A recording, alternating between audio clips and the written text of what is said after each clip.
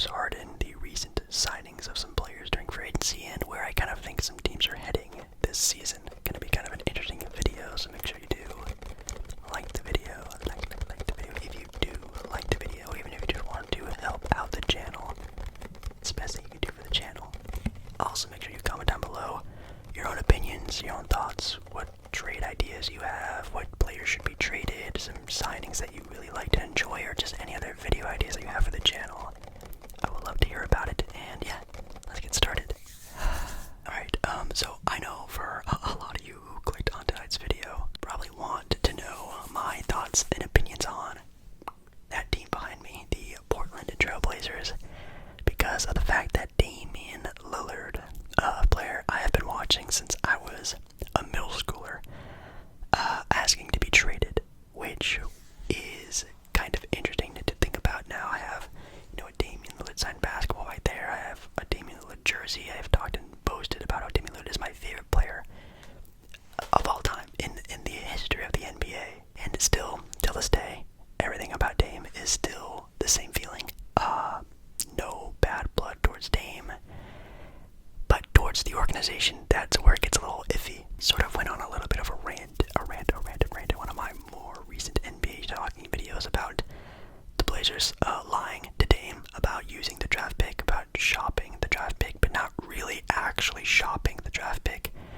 All of the assets that the Blazers accumulated to go all in for Dame never happened. You can believe what you want to believe, that there was just no trade available for the third pick. Anthony Simons, multiple first, everything, every asset that the Blazers had that was not named Damian Lillard, and technically also Shaedon Sharpe, couldn't get the Blazers anything. I don't necessarily believe that, and there's some evidence supporting that, but anyways, just not really sure how I feel about the Blazers as an organization. I'm still a fan. I love the players. I absolutely am super excited to watch Scoot Henderson play. So excited. But the Dame trade, the situation, how it's being handled by the organization is just terrible, in my opinion.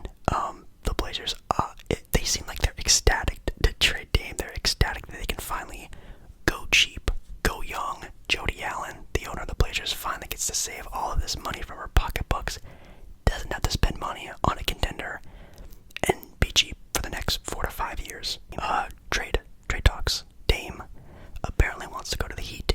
It's come out that he is only going to be playing for the Heat. He only wants to go to the Heat. I think that's a big possibility. There have been trades in the past of players who only will play for a certain team that go to another team and play really well for that other team, and everything is fine and dandy. I think that is still a possibility. There are also big time teams out there that would definitely look really good next to with Damian Lillard a part of that team. If you're asking for my opinion, though, I think Dame will be a part of the Miami Heat. I think the hard part is the assets surrounding Dame. Of course, Tyler Hero, multiple first, one of the young guys on the Miami Heat like Jaime Jaquez or Nikola Jovic. I think it's his name, not Nikola Jokic, Nikola Jovic. And whatever assets you can get from Tyler Hero in a separate third team trade. Now that's the part that's tricky. I have no idea what that other asset could be, whether it's a young player, some first round picks. Gotta find a team that wants Tyler Hero that badly, and I just don't think there's that many teams out there that want that. For some other trade talks, I know James Harden, it's still even a rumor that James Harden might even stay with the 76ers for another trade talk we can talk about. Apparently he might stay, which is very interesting to stay on the 76ers. I don't think that's going to happen. I think they will eventually find a trade piece for him. It's just kind of shaky right now because I'm assuming there's not a lot of great trade offers for James Harden right now. And I'm thinking they're just holding out to try to find something for him. I have no idea where that would be. Apparently the Clippers are the #1 option.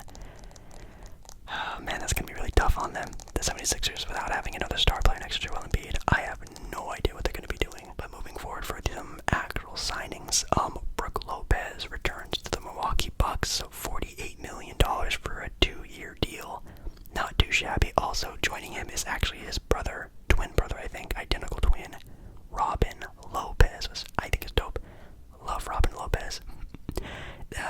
For gradings, I don't know if I'm going to put grading in this title, but there's grades here of a B+, what I think is pretty good. I think 2 years is probably his max for his peak that he's on right now. I think he'll probably be good for this year.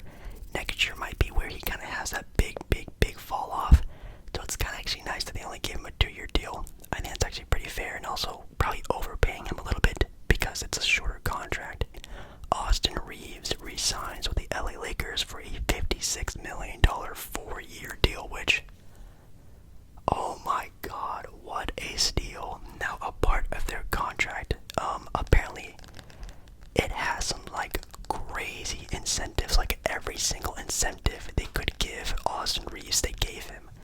I think they gave him a player option, multiple like milestones. If he does this, he gets this much extra in a bonus. If he does that, he gets that much extra in a bonus. He might even have a no trade clause. I have no idea. They gave him everything that they could because they're players that are definitely making a lot of money, more than he is.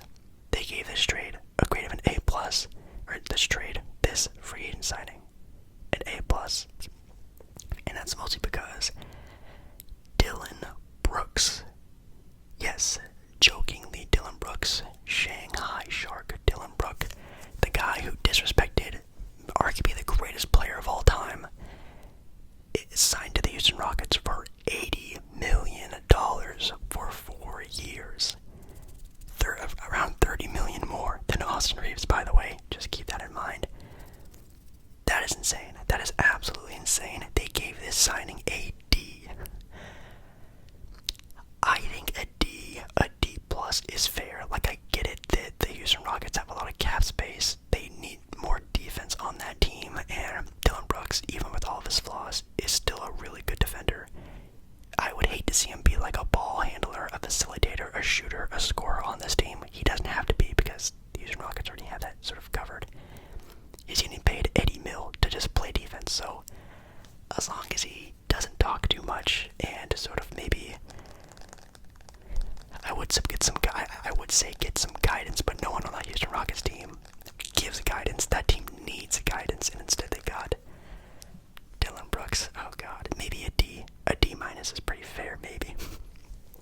The Russell Westbrook signing to the LA Clippers. Yes, Russ is returning to the LA Clippers for $8 million for 2 years. Yes, a total undersell of Russell Westbrook. Definitely not caring about money right now and just wants to win, which I definitely love to see. I think Russ deserves to have at least another shot at least being competitive. He hasn't had that in quite some time, and it's really cool to see Russ compete again, you know.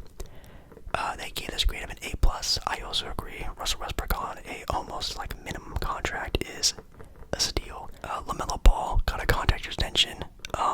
He signed for up to a $260 million contract extension. So we already talked about, I don't know if we talked about LaMelo Ball already. Anthony Edwards also signed a contract extension.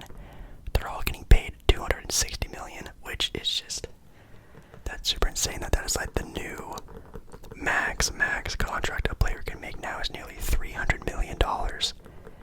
I mean, god, that's insane. They gave this grade of an A-. Sure, I guess. I mean, you definitely, you drafted Brandon Miller. You said that you were going to build around LaMelo Ball.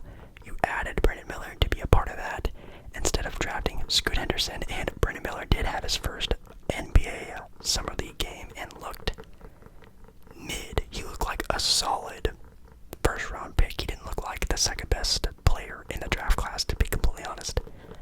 But we'll have to see. Anything else that really went down? We have Max Strus to the Cavs. That officially happened. Max Strus got traded from Miami to Cleveland for a second round pick in a sign-in trade for $63 million.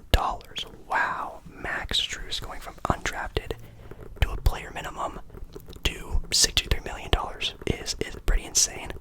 They gave this grade of a C of a signing. Whoa. I mean, Max Strus is good, and if Max Strus can be like the playoff Max Strus, this is a great signing. But if Max Strus is, NBA Finals Max Strus, where he literally disappeared the entire series, this is like a D of a grade. I'd probably give it more of like a C+. Actually, I'll give it a B- because the Cavaliers desperately needed depth. They were, I think, the worst team in the NBA when it came to bench scoring. So they're definitely deeping out that bench. You just pray that he is, playoffs Max Strus and not NBA Finals Max Strus.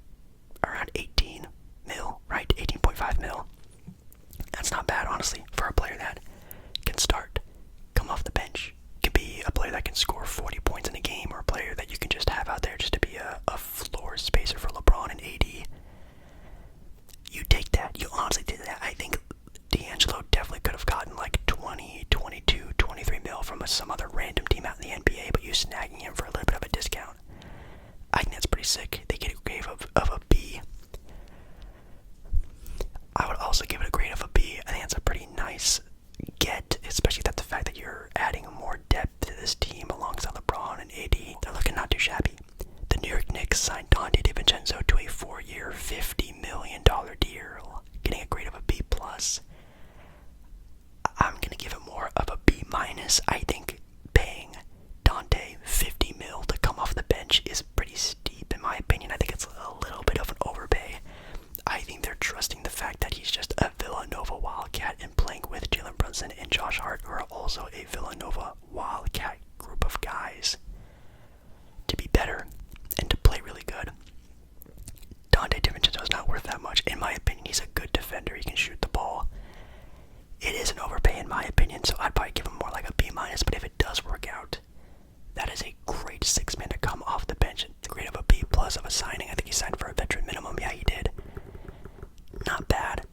Thomas Bryant signs to Miami, which of course Miami is trying their best to acquire any type of talent now that Damian Lillard seems like he's going to be headed there. This actually got a grade of an A, which, I mean, I would probably give it more of like a B-. Thomas Bryant, when he was starting for the Lakers, had some really good games. And then obviously he got traded to Denver and didn't really play at all, to be completely honest. Hopefully he reverts back to some of the games that he had in LA where he looked like he was actually turning into maybe even a starter quality big man. But now going to be coming off the bench behind Bam Adebayo. Hopefully on a winning roster with Miami, he can shine again like he did in LA. Any sort of other things I can really see. Jay Crowder resigns with the Bucks. That's kind of exciting. Yeah, like I already said, Jackson Hayes goes to the Lakers on a 2-year, $5 million contract. This is Jackson Hayes. I think it was like the 11th pick in the draft a couple years ago, known as being an up-and-coming center in the NBA, and then just had such a fall off the face of the earth the past year and a half. That's a cheap contract. That's a grade of a B. I would give it an A-. If this hits, Jock Landale, I know, probably a player you've never heard of before, $32 million for 4 years to, yes again, the Houston Rockets, who seem to be just throwing money at anyone if you can play basketball. The Houston Rockets are going to give you a big-time contract. Grade of a C+. I'd give it a C-. I think Jock is an okay center. Like, he had some moments in Phoenix, and some even argued should be starting over DeAndre Ayton. I wouldn't go that far, but definitely has some good qualities of a fiery big. But again, paying Jock at $32 million to come off the bench behind Sengun, kind of weird in my opinion. Jordan Clarkson re-signs with the Utah Jazz for 3 years, $55 million. Getting a grade of an A-. I agree. That team, as deep as it is, can make a playoffs next year, and I think they are going to make a playoff run this year. I think they got a good draft pick this year. They got everyone sort of established. They know what they want to do now.